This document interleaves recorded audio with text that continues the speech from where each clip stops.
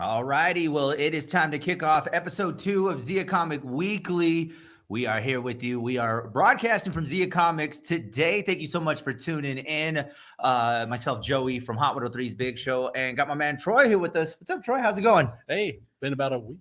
But it has been, right? 7 days it has been. Lots been going on in those 7 days. How things been going here at Ziacomics? Really good, really good. Everybody's doing their last minute Christmas shopping. So we got all of your nerdy needs. Yeah. All your geeky goodness right here. Just come and get it. I saw that you guys had, I was looking at the beverages as we were walking in. You have Chupa Chupa, right? Oh, the Chupa Chups drinks. Yeah, yes. You saw those. I know. I was like, I should get one, but I realized we're about to go live, and so I don't want to be burping the whole time. So a lot of sugar you be bouncing off the walls too. It's they're so good though. See how fast I start talking right now if I'm on one of those. The cornholio on me. Right. A lot, of course, going on. You know, we're a couple days away from the holidays, looking to do some shopping. Come visit our friends here at Ziacomics. You guys also got a lot of stuff going on. Looking at notes right now. What's going on with as far as donations, you know, with Jardín de los Niños? Okay, yeah, our t-shirts. We have all of our t-shirt designs up on Teespring, and you can find it on our site, ziacomics.com, under, buy t-shirts. Okay. Anytime somebody purchases, that's hard to say, a shirt through there, we'll donate $1 to Jardín de los Niños, which is a really great cause. So, I mean, you get some cool merch, and you get to do some helping at the same time. Perfect. Along with helping Toys for Tots. Yes, we're still doing the Toys for Tots until they come pick that box up. I think it's going to be a few days before Christmas when they pick it up. Okay. Like you buy a $10 gift here in Ziacomics for the box, and you'll get 10% off your purchase, or $20 purchase for the Toys for Tots box, you'll get 20% off. So if you make a big purchase, that could add up. That 20% off could pay for the gift you throw in there. All righty. Perfect. So, of course, do your shopping, support local. Come check out our friends at Ziacomics today. You guys, as far as open, you guys going to be open. What days are you guys closing for the holidays? We close 2 days a year. It's Christmas Day and New Year's Day. Okay. So only days we're closed. All righty. So make sure you come and visit them. Just getting, of course, to some other things. If you guys want to check out, of course, they're part of our Big Deal store as well, hot103.fm. You can always get those certificates there, so you can shop local. Like I said, go and check them out today, and then come and visit them and get anything that is nerdy. They have got you covered. All right. Well, without further ado, let's go ahead and get to what we're going to be talking about today. We'll start off with Hawkeye episode 5. Overall thoughts. Yeah. I got to get your thoughts on episode 5. And I guess we could say we're going to get ready to see more characters headed into the MCU. Yeah, well, Marvel really ties all their movies and series in together pretty tightly, and Hawkeye is just taking that to the next level. The last episode, they introduced, did you watch the Black Widow movie? You saw Yelena. Yes. She was in episode 4. She's in a lot of episode 5, but at the end, they bring out it's really not much of a secret anymore because they leaked it all over the internet. Yeah, I was going to say Yeah, you find out she was hired by Eleanor Bishop, which is Kate Bishop's mom, but she's working for Kingpin. Yes. And it's the Vincent D'Onofrio Kingpin. So they're bringing in those Netflix Marvel characters. And I was going to ask you, what are your thoughts about the MCU going back to bring in some of those characters? Because I think we're going to start to see, those shows that were on Netflix. Are we going to start to see them start to make their way to Disney Plus? Are we going to get a revamp of some of these shows? Are we going to possibly see, the Jessica Jones? We're going to see some of these others, Luke Cage. Yes. Luke Cage, I know, is one that stood out to a lot of people that they want to see that one come back. Yeah. They kind of left that one on a cliffhanger. Yeah. I'd love to see that. And Daredevil, even Punisher. Every season of Daredevil was just crazy amazing. Those hallway fight scenes. Yeah. I think that's their plan. They saw how well Netflix did with it, and I think they're going to start pulling, and they're using the same characters too, pulling those guys in, because there's rumors that Charlie Cox has been negotiating with the MCU. So we're going to hopefully see. I love when they say negotiating we're trying not to spoil the surprise, but try to act shocked when you see them.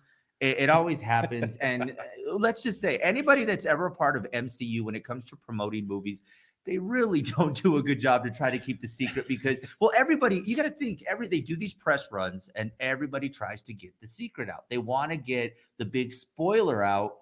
Yeah. It's tough. Well, there's two guys. Well, Tom Holland and Mark Ruffalo, they won't let them do interviews alone anymore because they have a bad habit of those journalists just lead them by the nose to give them the information. But then again, let's act like if they weren't sitting next to us right now, we wouldn't be trying to ask them the same questions. Yeah. I mean, I think everybody has probably asked this question a million times is, are we going to see the Tobey Maguire Spider-Man in the upcoming?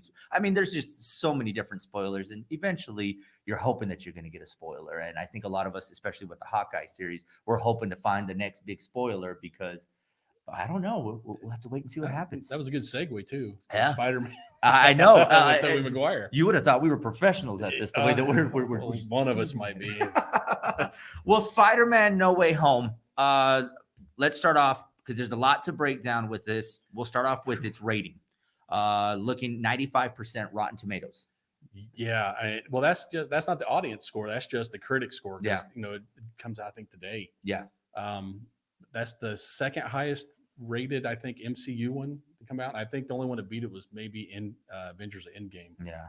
But 95% is pretty strong, especially from critics. A lot of hype going into this. The first thing I am going to say is no spoilers. We don't want to give out any spoilers. Next week, we're not going to give out any spoilers because I know a lot of tickets sold out. It's tough to find tickets to go check out the movie. They can start showing as early as tonight. Yes. People are going to be able to see it.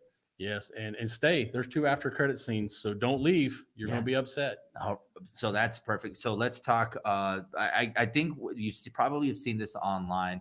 They're saying one of the potential after credits is going to give us some insight into Doctor Strange. Doctor Strange 2, yes, a sequel. So, and you were telling me before we jumped on is you're a big fan of Doctor Strange. Yeah, I like Doctor Strange, and if you watch the What Ifs, a lot of it centers around Doctor Strange. And I can't wait to see the second one because they're going to start dealing more with the multiverse. Mm-hmm. And the multiverse, you can pull, characters from anywhere. They might be dead in our universe, but they're alive in this other one, so we can bring them back. What If was, I think, a series that at first I didn't really watch it at first, but then when I finally went back and realized this is going to definitely tie into the movies that we see because we are going to be able to start to explore that multiverse. Yes, and there's a couple characters they pulled back through on the multiverse. I'm not going to spoil it for you, but I think they're going to start showing up again in movies.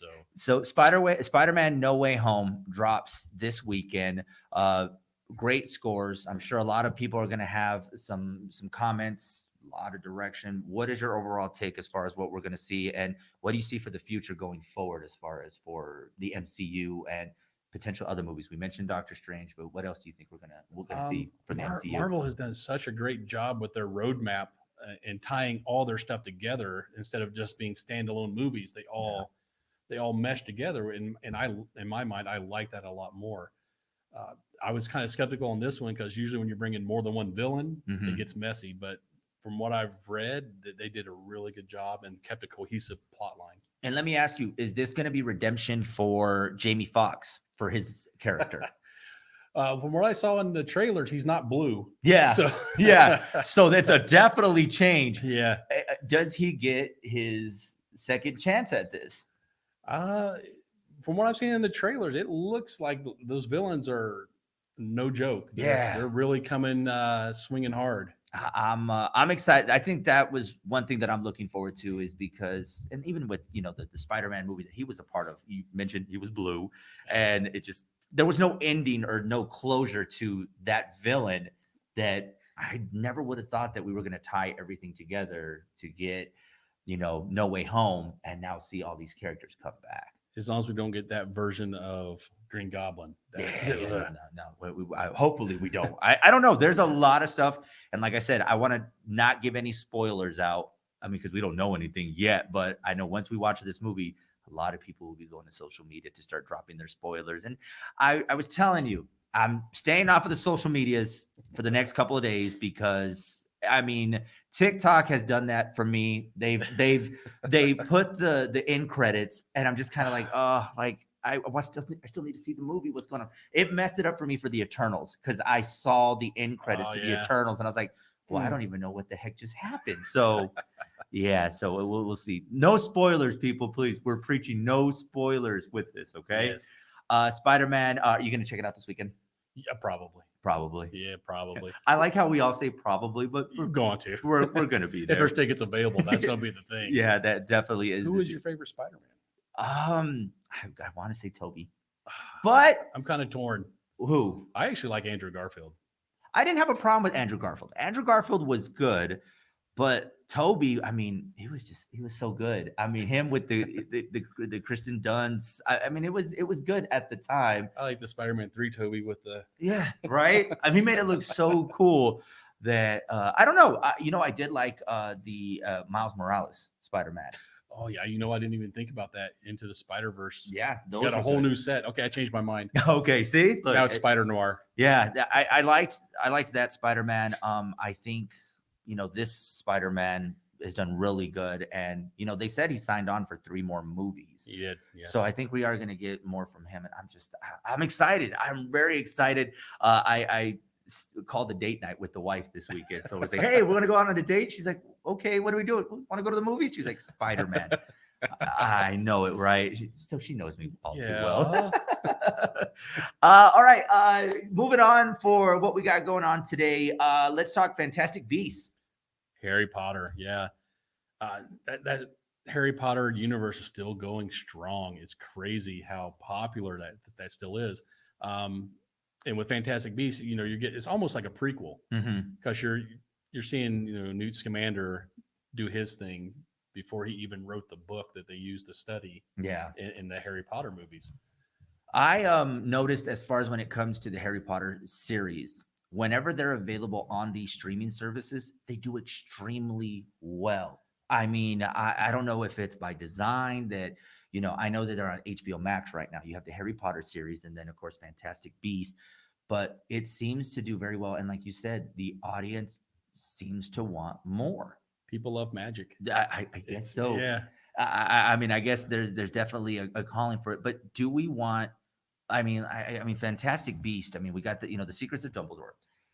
Moving forward, are we going to start seeing TV series? What are you anticipating? Wow, I didn't even think about that. How would that work? I think that would do well. I think it would. Because you've got the chilling, whatever, the Sabrina. Yeah. That series was crazy amazing if you didn't watch it. And it dealt a lot with the occult and magic type stuff. So I would think, depending, if you get the right producer director, I think it would do really well as a series. Maybe not a movie. For example, I don't know. I mean, HBO Max right now does pretty well with that. And I think they can develop something that can lead them to, I don't know, you can probably have the same success as Disney's having with Marvel. HBO Max may be able to find their success. You can have that idea for free, HBO. See? Well, Merry Christmas to you, HBO Max, you $1 million industry that just is probably, they probably already had this idea. We're just regurgitating it's probably on the back burner. We'll get to that. We already thought of that. Thank you, but we've already thought about that. Let's talk Witcher season 2 coming out December 17th. Yes. Did you watch the first season? No, I didn't. You should watch it. It's based on a video game. Okay. Witcher. Henry Cavill, he wanted this role because he's a huge nerd. Honestly, he's big into that. He's big into Warhammer. But he loves Witcher, and he basically pushed them to make this and have him cast as Geralt, who's the main character. Not a lot of lines. He does a lot of scenes with no shirt on, and he drops a few F-bombs here and there, and that's a lot of the extent of his acting in that one. But it works. It's another magical base type thing. And season 2, man, I can't wait because where they left off. I need some closure, man. I need to find out what's going on with Geralt. I love how you mentioned he's got select words, and we're gonna pretend like Vin Diesel didn't get paid to just say "I am Groot." Yeah, but he did different inflections. Oh, okay. See, and languages actually. That is right. I forget that he had to be. He didn't just have to say "I am Groot." He had to say "I am Groot." Yo soy Groot. Speaking of Vin Diesel, Fast and Furious 10 pushed to May 2023. Yeah, I think they're going to start filming in January. There was a big tiff between Vin Diesel and Mr. Dwayne Johnson. Nobody really knows the truth behind it, but Vin Diesel is saying he was trying to do some tough love to get him to be a better actor, and I'm like, dude, Rock makes more money than you. Right. And does Vin Diesel really need to be the one that's giving acting lessons? And there's that. Yeah. I mean, I'd understand if someone like Paul Walker was trying to give them tough love, but Vin Diesel? Yeah. Okay. So it's and he's actually trying to he's trying to mend the fences. He wants The Rock to be in this number 10. Yeah. Which, if you watched Hobbs and Shaw, it did really well. I mean, I'm not a big fan of the Fast and Furious series, but I'm a big Rock fan, so I watched it. Mm-hmm. And even with Jason Statham's bad acting, it wasn't a terrible movie. See, I would have rather taken acting advice from Jason Statham before Vin Diesel. Hobbs and Shaw was really good. I see a potential branch off for those two. I mean, if you guys saw Hobbs and Shaw, you saw that there was a lead up to possibly either tying it back into Fast and Furious or maybe there being a sequel to Hobbs and Shaw. There's some talk of a sequel. I mean, I think they could. I mean, but then again, The Rock is in everything. He's so busy. That guy is never going to be without work. I mean, if he's not promoting tequila, he's got a TV show that's coming back in January. He just did Red Notice that was on Netflix. Did you watch that? I loved it. Great. Thought it was very good. It was really good. Ryan Reynolds does very good with his comedic timing. I think it's just perfect. And Gal Gadot, I mean, she's amazing. Yeah, we saw her as something besides Wonder Woman. Yeah. So and in Fast and Furious too. So yeah. I did. Speaking of Fast and Furious and Gal Gadot, I did read a rumor that they're gonna try to bring Gal Gadot back to the Fast and Furious. I'm okay with that. But she died. But then again, so did Hans. I'll say yes. Fast and Furious, for some reason, you get a second life. Like it's like a video game. You get a one up, and it's like, hey, you know what? Come back. It's like comic books. Nobody ever dies except Uncle Ben. Yeah, they just get rewritten back into the series. But Fast and Furious 10, May 2023. I'm very curious to see what they do as far as when it comes to the Paul Walker character. I mean, I know the brothers are heavily involved, but it is tough, and I don't know what they're going to do because they do want to bring back Brian. I just don't know how they will do it. I don't know. Write him out. I think he's ran his course. They've got enough other good characters. Yeah, they don't really need him. Yeah, at this point, it's just fan service. It really is. It really is, and it is sad because he was obviously one of the iconic characters for the franchise, and it was tough. And I think a lot of us were worried what was going to happen with the franchise, but. Is the 10th one the final one? It depends how it does at box office. If it still does well, people love hot cars and hot men and women, and that's what they have. Yeah. Plot, you don't need a plot. Yeah. Just have them drive. I mean, you saw the last one. The dude got picked up. He drove off a cliff and got picked up by an airplane. That is true. That's what we did when we used to play with Matchbox cars and stuff. It just doesn't happen. So.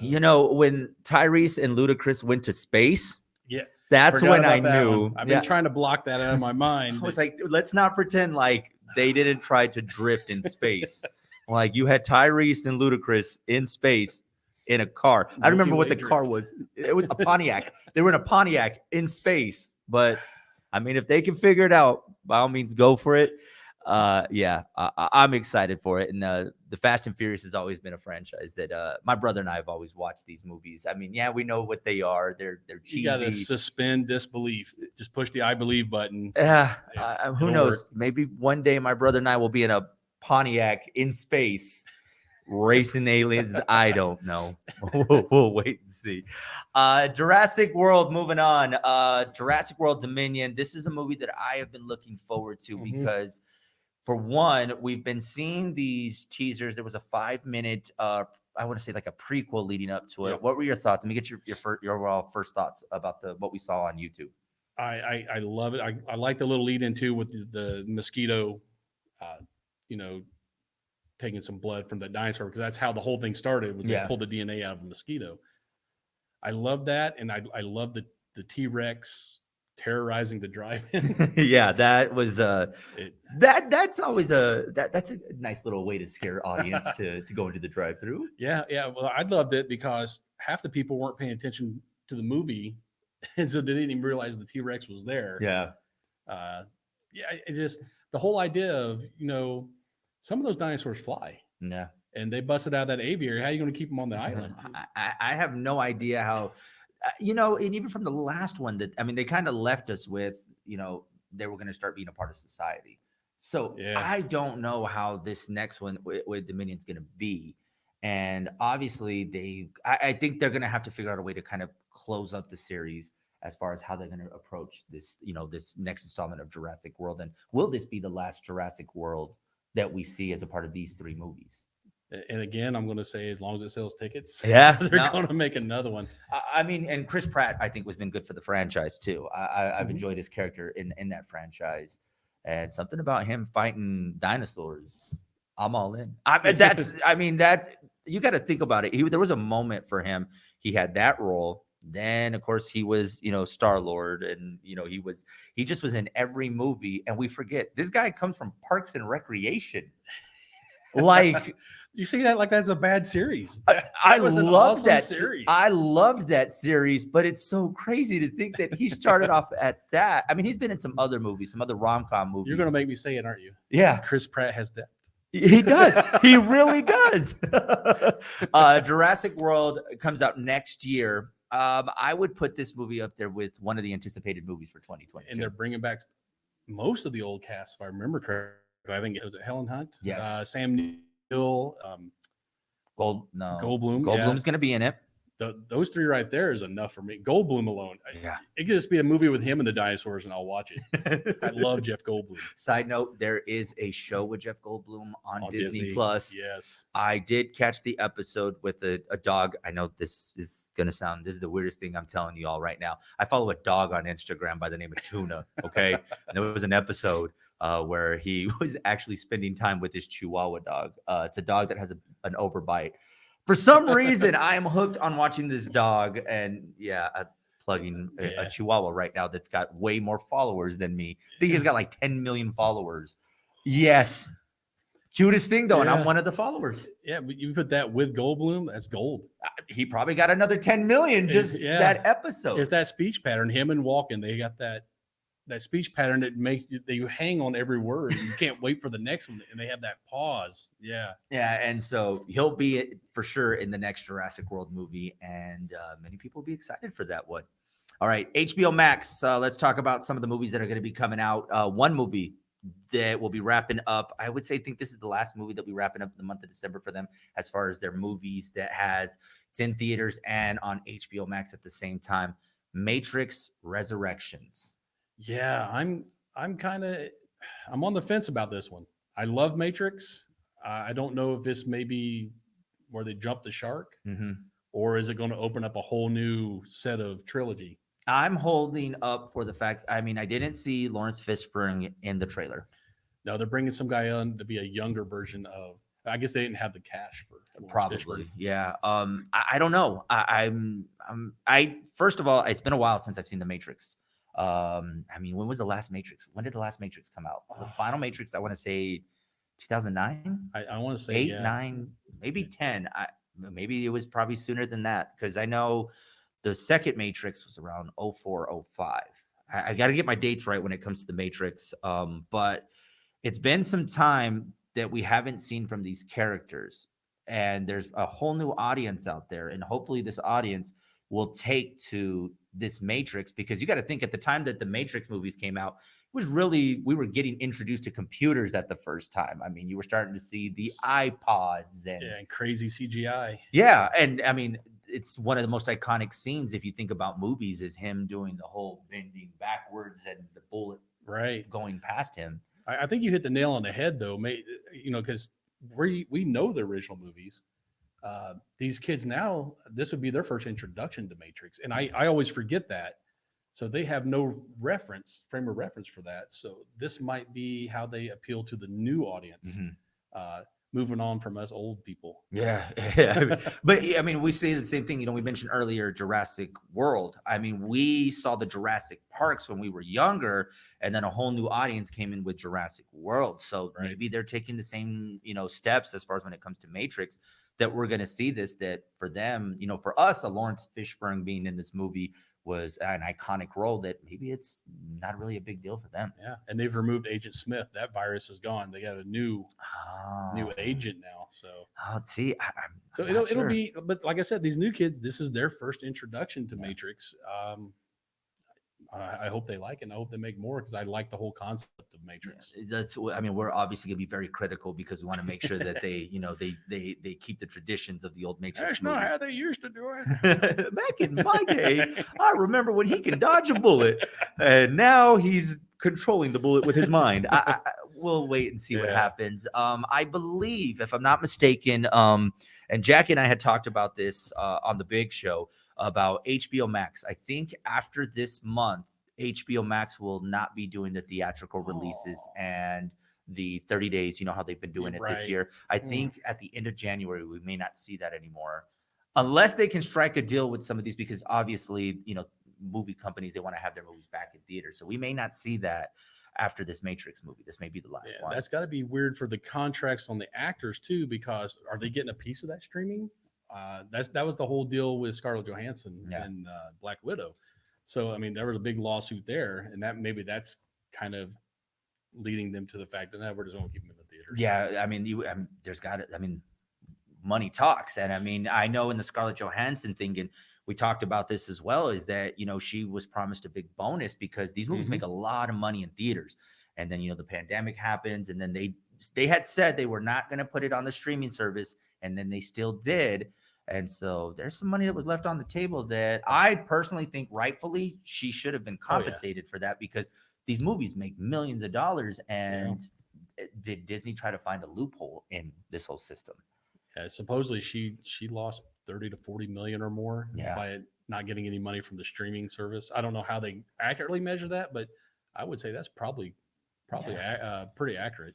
Well, we'll see what happens with HBO Max, but that's one of the things moving into 2022 is that we may not see these theatrical release and then the 30 days on HBO Max. I liked that HBO Max did this. Maybe they could strike a deal with Warner Brothers, and maybe we can see more of this, because I believe Warner Brothers was really the one that was at the forefront of a lot of this. Is we're going to do 30 days, and 30 days after that it comes off the streaming service, and so. We'll wait and see what happens, but balls in your court, HBO Max and Warner Brothers, don't let us down. I was enjoying watching some of these movies because there's certain movies that I would have wanted to go to the theaters, but it was like, oh, maybe yes or no. I mean, one movie in particular was King Richard, the movie with Venus and Serena Williams' dad. Right. It was in theaters. It just happened to be on HBO Max. I saw it on HBO Max, and I think I would have went to the theaters to watch that one. It was a pretty good movie. It was very good. Boba Fett, December 29th. We are anticipating that series. Talk to me. What are your thoughts? Book of Boba, it came out at the end of Mandalorian. Was it season 2? Yeah. This is where Boba Fett, everybody thought he was dead when he fell into Sarlacc pit. Is Boba Fett. Of course, he got out. And in Mandalorian, you saw how he got his armor back. So now I guess we're going to, find out how he got out of Sarlacc pit. We know how he got his armor back, but he also breaks into Jabba's palace and gets his ship back because it was sitting in Jabba's palace. So yeah. But him and Fennec Shand was played by Ming-Na Wen. They're going back to Tatooine, and they're trying to reunite all of Jabba's crime syndicate back under them on Tatooine. And of course, they're getting a little those captains don't want to give up their power. So I think Boba and Fennec are going to kind of force them to concede. And I think we're going to get 8 great episodes. I believe it's 8 episodes that they're locked in for this series. Mandalorian was 8 per season, if I'm not mistaken. Usually 8 to 10. 8 to 10 is what we're going to be getting. But I think we're definitely going to I'm excited. I think this one is going to carry right where the Mandalorian left off. I think Boba Fett is going to get some new fans. That's another thing too with these streaming services. It's the new fans that they're bringing in. I mean, yes, us old heads love, and we know the history, from the very first Star Wars movie to now, from comics to cartoons to just everything that this franchise has brought to us. Definitely is going to attract a newer audience, and I think that's the good thing, especially like with Boba Fett. I think we're going to see a lot of the younger demographic go back to really do some research on them. And maybe that does good for Disney because they go back and really check out the catalog from the very first Star Wars movie. Yeah, and Star Wars fans are real sticklers for backstories and details. Uh-huh. Everything be perfect. So And I believe Jon Favreau is probably tied in with this too. Yeah. I think they just gave him the keys to Star Wars and said, "Here, it's yours now." But he does such an amazing job, though. Yes. He has not missed. I mean, John, he does so much work. And the minute you find out that he's tied to a project, you're just like, okay, I see what he did there. And Yeah. you feel a little bit more comfortable when you're like, okay, cool. I'm glad it's him at the Yeah. helm, and he does a really good job. Boba Fett, the Book of Boba Fett comes out December 29th. Streaming on Disney Plus, definitely something perfect for ringing in the new year. So if you're looking to chill at the house, you'll be able to catch Boba Fett on Disney Plus. We'll go wrap up with this one. I was excited. I actually saw this yesterday, this trailer, and I thought, okay, this isn't real, but it turns out to be real. It's the latest project from Nicolas Cage. Tell people about this new project that's going to be coming out. The unbearable weight of massive talent. It's a little meta. I mean, it's a fictional take on Nicolas Cage, but it's not real far from truth. Yeah. You know, in real life, he was having some money issues there for a while, taxes and stuff. And from what I gather in the trailer, he's playing himself, Nick Cage. Yeah. Neil Patrick Harris is playing his agent. And you know he's living in a hotel or some fancy hotel, and he owes him like 600 and some thousand. And this guy's like, hey, you know, I have this gig for you. It's a dude's birthday party. He's like, nope, not gonna do it. He's paying $1 million. He's like, okay, let's do it. Yeah, I'll do it. I can tell you, I saw this. I was like, okay, someone's messing around. No, this is a legit movie, but this is the most Nicolas Cage movie that everybody is going to want to go see, because we're going to see a whole nother layer to Nicolas Cage. And it's the one I think a lot of us want to see. We want to see the havoc that is Nicolas Cage. We want to see hey, you're staying at a hotel for $600,000. We want that. It's Nick Cage playing Nick Cage. It's so over the top. I saw, and I don't know, maybe it's just a cameo appearance. We got Tiffany Haddish. Mm-hmm. She fans out. I don't know if she's playing her own character. I don't know if she's playing her in real life or if it's a character. I don't know what it is. We also got the Mandalorian is in it too. Pedro Pascal. Yes. That's right. I forgot. I think that's the guy whose birthday party it is. Yes, because he says some vulgar things, that he was going to do some vulgar things to his wife. And he says, I'm that guy. And next thing you know, Nicolas Cage gets in one of those. It's great, man. I'm excited to see this, and I don't know. It's something about a good comedy and Nicolas Cage involved. I mean, you can't miss. Yeah, like Nick Cage, he's basically a parody of himself now anyway. Yeah. Have you seen him on Saturday Night Live with Andy Samberg, where Andy Samberg plays Nicolas Cage talking to Nicolas Cage?